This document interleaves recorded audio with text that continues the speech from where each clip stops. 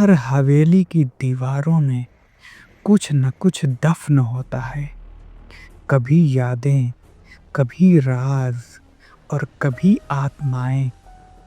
लेकिन कुछ हवेलियाँ ऐसी भी होती हैं जो ज़िंदा होती हैं, जो अपने भीतर आने वालों को निगल जाती हैं और उन्हें बाहर निकलने नहीं देती। आज हम सुनने जा रहे हैं ऐसी ही एक हवेली की कहानी, भूल भुलैया हवेली, जहाँ दीवारें रास्ते बदलती हैं और दरवाजे बोलते हैं। दोस्तों, अगर आपको डर पसंद है, अगर आप भी रात के सन्नाटे में किसी अनदेखी आहट को महसूस करना चाहते हैं, तो हमारे चैनल घोस्ट डायरी को ज़रूर सब्सक्राइब करें, क्योंकि यहाँ हम लाते हैं वो सच्चाइयाँ जिन्हें सुनने की हिम्मत हर किसी में नहीं होती। तो चलिए, लाइट्स ऑफ कीजिए और सुनिए आज की दास्तान, भूल भुलैया हवेली। सन 1989 उत्तर प्रदेश के एक छोटे से कस्बे शिवपुर के बाहर एक पुरानी हवेली थी, जिसे लोग भूल भुलैया हवेली कहते थे। कहा जाता था कि इस हवेली में 100 से ज़्यादा कमरे हैं। हर कमरा दूसरे से मिलता जुलता, हर दरवाज़ा किसी और दिशा में खुलता, और अगर कोई अंदर चला जाए तो उसे रास्ता याद नहीं रहता। लोग कहते थे वो हवेली नहीं, एक जिंदा पहेली है जो अपने मेहमानों को हमेशा के लिए रख लेती है। गांव वालों ने सालों पहले उस हवेली को छोड़ दिया था, क्योंकि वहां से चीखें आती थी, कभी बच्चों की, कभी औरतों की, और कभी ऐसी आवाजें जो इंसानी नहीं लगती थीं। एक दिन 4 दोस्त, रवि, इमरान, किरण और तन्मय, एक यूट्यूब वीडियो बनाने के लिए उस हवेली में जाने का प्लान बनाते हैं। भाई, अगर हम भूल भुलैया हवेली की रियल वीडियो डाल देना तो चैनल एकदम बूम हो जाएगा, रवि ने जोश में कहा। इमरान मुस्कुराया, लेकिन सुना है जो अंदर जाता है वो वापस नहीं आता। किरण बोली, हम कैमरा लगाएंगे, टॉर्च भी है, कुछ नहीं होगा। तन्मय ने धीरे से कहा, कुछ चीजें कैमरे में नहीं आती किरण, वो बस महसूस होती हैं। रात के करीब 11:30 बजे चारों अपनी गाड़ी में हवेली की ओर निकल पड़े। रास्ते में सन्नाटा था, बस हवा की सरसराहट और उल्लू की आवाजें। जैसे ही हवेली के गेट तक पहुंचे, लोहे का पुराना दरवाजा अपने आप आवाज के साथ खुल गया, बिना किसी ने धक्का दिए। किरण ने कैमरा ऑन किया। हेलो दोस्तों, हम आ चुके हैं शिवपुर की मशहूर भूल भुलैया हवेली में, जहां कहा जाता है कि दीवारें भी जिंदा हैं। और तभी हवेली के अंदर से किसी बच्चे की हंसी गूंज उठी। तीनों ने एक दूसरे को देखा। इमरान बोला, यार ये तो किसी प्रैंक जैसा लग रहा है। लेकिन वहां धीरे धीरे रोने की आवाज में बदल गई। अब हवेली के अंदर औरत ने रोने की आवाज आ रही थी। रवि ने कैमरा जूम किया। सीढ़ियों पर एक सफेद साड़ी में कोई खड़ी थी, चेहरा ढका हुआ और पैर जमीन से थोड़ा ऊपर। सीढ़ियों पर खड़ी वो औरत सफेद साड़ी में लिपटी हुई, चेहरा पूरी तरह ढका हुआ, और पैर जमीन से ऊपर। चारों दोस्त एक पल को जड़ हो गए। टॉर्च की रोशनी जैसे ही उसके चेहरे तक की तरफ गई, वो धीरे-धीरे पीछे मुड़ी और सब ने देखा उसका चेहरा आधा सड़ा हुआ, आंखें बिल्कुल सफेद और होठों से खून टपक रहा था। वो एक झटके में गायब हो गई। भाई ये क्या था? किरण चिल्लाई। चलो यहाँ से निकलते हैं, इमरान ने कहा। रवि ने कैमरा नहीं बंद किया था। नहीं यार, अब तो रिकॉर्डिंग हो गई है, ये वायरल होगा, हमें अंदर तक जाना है। तन्मय ने कांपते हुए कहा, रवि, ये जगह हमें नहीं छोड़ने वाली है। चारों हवेली के अंदर बढ़े। फर्श पर पुरानी जली हुई लकड़ियां, दीवारों पर अजीब निशान, जैसे किसी ने खून से नाम लिखे हों। एक जगह पर लिखा था, जो रास्ता चुनोगे वही तुम्हारा अंत होगा। किरण ने डरते हुए पूछा, ये किसने लिखा होगा? इमरान बोला, शायद वो लोग जो यहाँ पहले आए थे। अचानक ऊपर से पायल की आवाज आई। चारों ने टॉर्च ऊपर घुमाई। सीढ़ियों के ऊपर वही सफेद साड़ी वाली औरत फिर से खड़ी थी, लेकिन इस बार उसके पीछे 3 छोटे-छोटे साए थे, जैसे बच्चे हों। बच्चे धीरे-धीरे नीचे उतरने लगे। उनकी आंखें बिल्कुल काली थी और उनकी हंसी हवेली में गूंज रही थी। रवि ने कांपते हुए कैमरा नीचे गिरा दिया। ये असली है क्या? तन्मय ने धीरे से कहा, नहीं, ये असली नहीं, ये हवेली का हिस्सा है। चारों भागते हुए एक बड़े हॉल में पहुंचे। बीच में एक टूटी हुई कुर्सी और चारों तरफ पुराने दर्पण लगे थे। हर आईने में चारों के अलग-अलग चेहरे दिख रहे थे। कहीं हंसते हुए, कहीं रोते हुए, कहीं किसी के पीछे खड़ी वही औरत। इमरान ने एक आईना छूने की कोशिश की। आईने के अंदर से किसी ने उसका हाथ पकड़ लिया। वो चिल्लाया, छोड़ो, छोड़ो मुझे। लेकिन आईने के अंदर से खून निकलने लगा और कुछ ही सेकंड में वो जमीन पर गिर पड़ा, बेहोश। बाकी तीनों ने उसे उठाने की कोशिश की, लेकिन तभी हवेली की दीवारें हिलने लगी। कैमरे का आकार बदल गया, दरवाजे गायब हो रहे थे। किरण रोते हुए बोली, हम फंस गए हैं, ये हवेली जिंदा है। रवि ने कैमरा उठाया, नहीं, हमें बाहर का रास्ता रिकॉर्ड करना होगा। कोई न कोई निकास तो होगा ही। वो भागते हुए एक गलियारे में पहुंचे, जहां दोनों तरफ दरवाजे थे। हर दरवाजा बिल्कुल एक जैसा। रवि ने पहला दरवाजा खोला। अंदर अंधेरा। दूसरा दरवाजा खोला। अंदर से किसी रोने की आवाज। तीसरा दरवाजा खोला। अंदर इमरान खड़ा था, जो बेहोश था अभी कुछ देर पहले। रवि डर के मारे पीछे हट गया। ये कैसे मुमकिन है? इमरान का दूसरा रूप मुस्कुराया। क्यों रवि, बाहर निकलना चाहते हो? और अगले ही पल उसने रवि का गला पकड़ लिया। अब हवेली के अंदर सिर्फ किरण और तन्मय बचे हैं, लेकिन अब हवेली के हर सेकंड बदल रही है। दीवारों से किसी के नाखूनों की आवाज और हवा में खून की गंध फैल रही है। हवेली की दीवारें अब सांस ले रही थीं। हाँ, सचमुच सांस।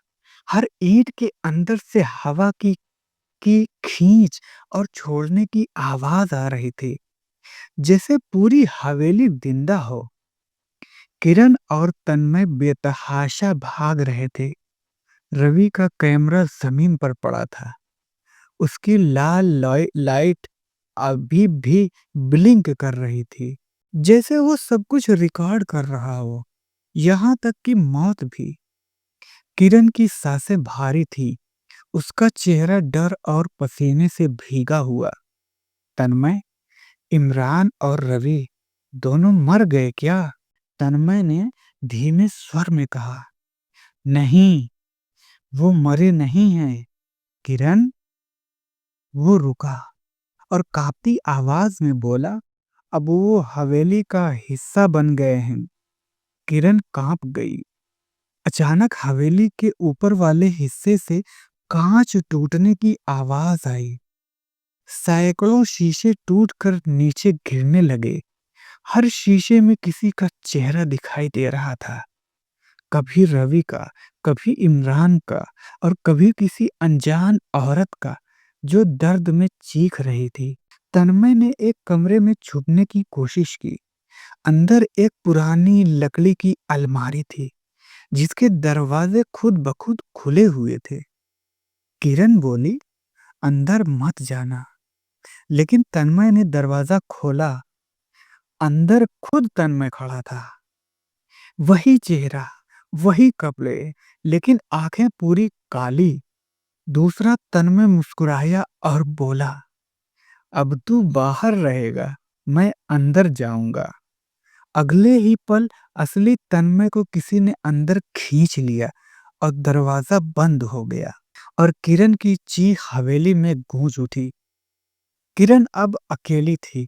सारे दरवाजे, सारे गलियारे अब एक दूसरे में बदल चुके थे। वो जहां भी जाती, वहीं वापस वहीं पहुंच जाती।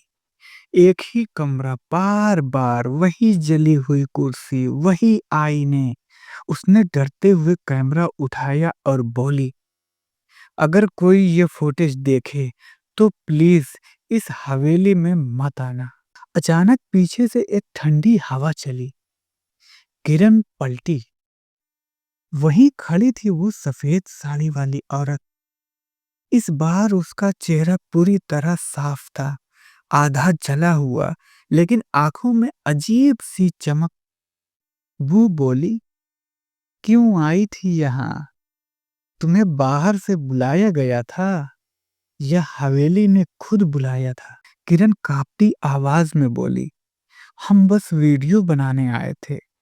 औरत हंसी। यह हवेली वीडियो नहीं, रूहें रिकॉर्ड करती है। अब तुम्हारा चेहरा भी इन दीवारों में रहेगा।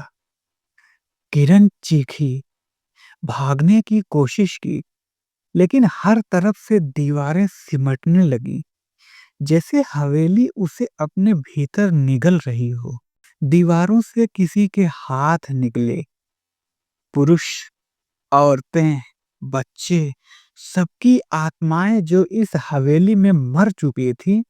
हर आत्मा के चेहरे पर एक ही दर्द था, हम यहां से नहीं जा सकते। हवेली के बाहर सुबह हो चुकी थी। गांव वाले कहते हैं उस रात हवेली से वीडियो कैमरा अपने आप बाहर गिरा था और उसके अंदर आखिरी आवाज सुनाई गई थी, घोस्ट डायरी वालों, अगर ये वीडियो तुम्हें मिले तो मत आना भूल भुलैया हवेली में। ये हवेली तुम्हारा नाम जानती है। अब हवेली के भीतर हर दीवार से किसी के कदमों की आवाज आती है। कभी कभी कोई औरत बाहर वाले गेट तक आकर बस एक ही बात कहती है, रवि, कैमरा ऑन करो। सुबह का समय था, लेकिन हवेली के अंदर अब भी रात जैसा अंधेरा पसरा हुआ था। हवा स्थिर थी, न पत्ते हिल रहे थे, न दरवाजे, बस कहीं दूर से आती कदमों की गूंज थी, जो हर बार नजदीक सुनाई देती, फिर दूर चली जाती। गांव वालों ने अब हवेली के पास जाना भी छोड़ दिया था। लेकिन उस रात जो वीडियो कैमरा हवेली के बाहर गिरा था, उसे गांव के एक लड़के मोनू ने उठा लिया। मोनू ने कैमरा अपने घर लाकर चालू किया। स्क्रीन पर ब्लर फुटेज थी, कभी अंधेरा, कभी दीवारें और कभी वो सफेद साड़ी वाली औरत।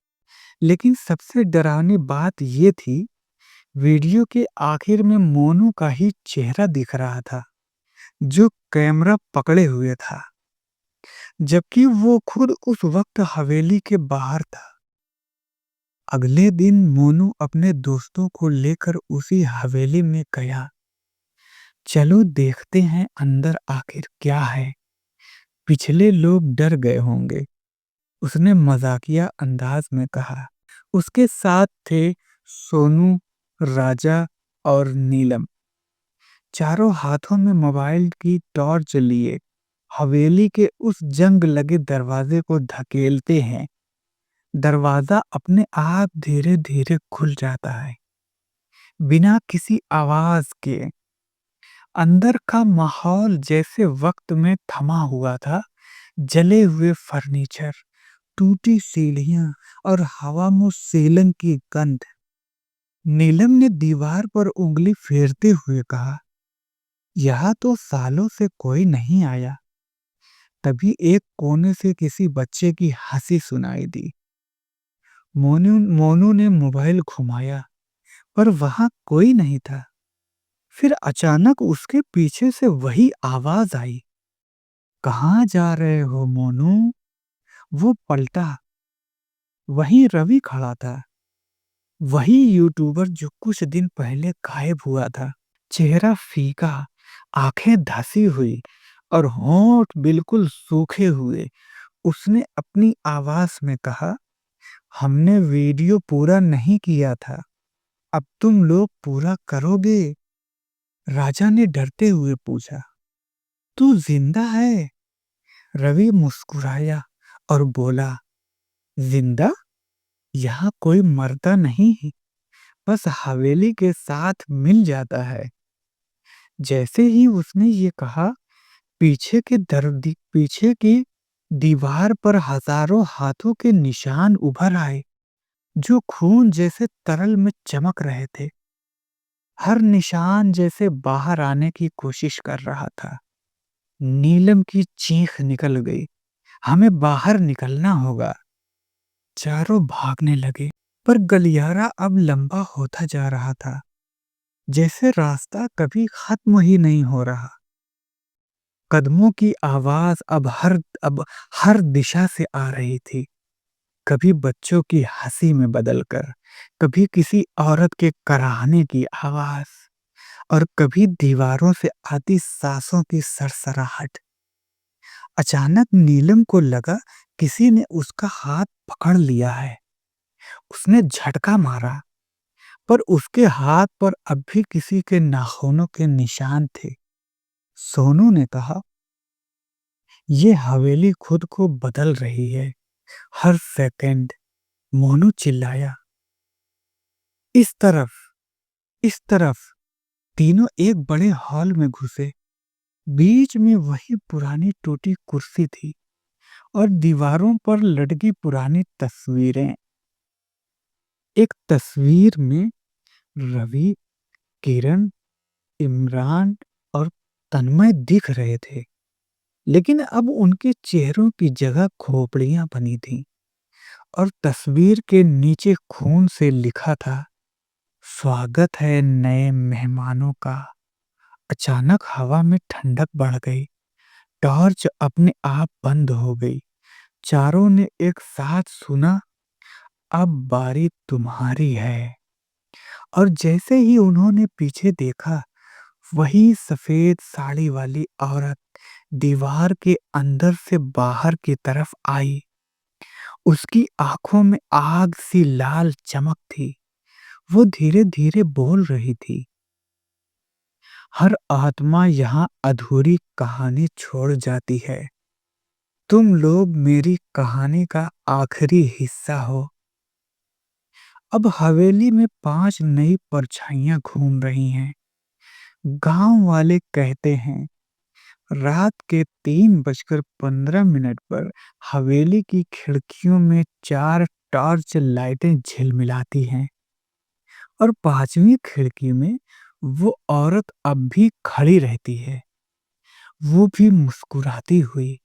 रात का तीसरा पहर था। हवेली के भीतर अब सिर्फ सन्नाटा था। न चीख, न हंसी, बस हवा में मृत आत्माओं की गंध। लेकिन हवेली के सबसे गहरे कमरे में मोनू, सोनू और नीलम अब भी जिंदा थे, या शायद आधे। दीवारें अब बिल्कुल बंद थीं। चारों तरफ खून से बने प्रतीक चिन्ह, त्रिकोण, वृत्ति और बीच में एक नाम लिखा था, राधा देवी। सोनू ने कांपते हुए कहा, यही है हवेली की औरत, राधा देवी। नीलम ने टॉर्च की रोशनी से दीवार पर पढ़ा, राधा देवी 1942 में इस हवेली की मालकिन थी। उस पर अपने ही पति और नौकरों के कत्ल का इल्जाम लगाया गया था। मोनू ने धीरे से बोला, मतलब वो पागल थी? नीलम ने सिर हिलाया, नहीं, वो श्रापित थी। कहानी अब सामने आने लगी धीरे धीरे। राधा देवी अपने पति राजेश्वर सिंह से बहुत प्यार करती थी, लेकिन जब उसने जाना कि उसका पति एक काला तांत्रिक है, तो आत्माओं को कैद करके अमरता पाना चाहता है, तो उसने उसे रोकने की कोशिश की। एक रात राधा ने हवेली के तहखाने में एक अनुष्ठान देखा, जहां उसके पति ने 7 बच्चों की बलि दी थी। वो बच्चों की आत्माओं को कैद कर अपने काले ग्रंथ में बांध रहा था। राधा ने गुस्से में पूरा अनुष्ठान तोड़ दिया, लेकिन वही उसकी गलती थी, क्योंकि वो आत्माएं मुक्त नहीं हुई, बल्कि राधा के अंदर समा गईं। उसका शरीर तड़पने लगा, उसकी आंखें जलने लगीं और उसकी आत्मा 7 भागों में बट गई। उस दिन के बाद से राधा देवी मर कर भी मर नहीं सकी। वो हवेली के हर हिस्से में बट गई। हर दीवार, हर कमरा उसका एक हिस्सा बन गया, और जो भी हवेली में आता है, वो उसी श्राप का शिकार हो जाता है। क्योंकि राधा देवी अब अपने पति की आत्मा ढूंढ रही थी, और वो हर पुरुष को उसी की जगह समझकर अपने अंदर कैद कर लेती थी। मोनू ने कांपते हुए पूछा, तो अब हम क्या करेंगे?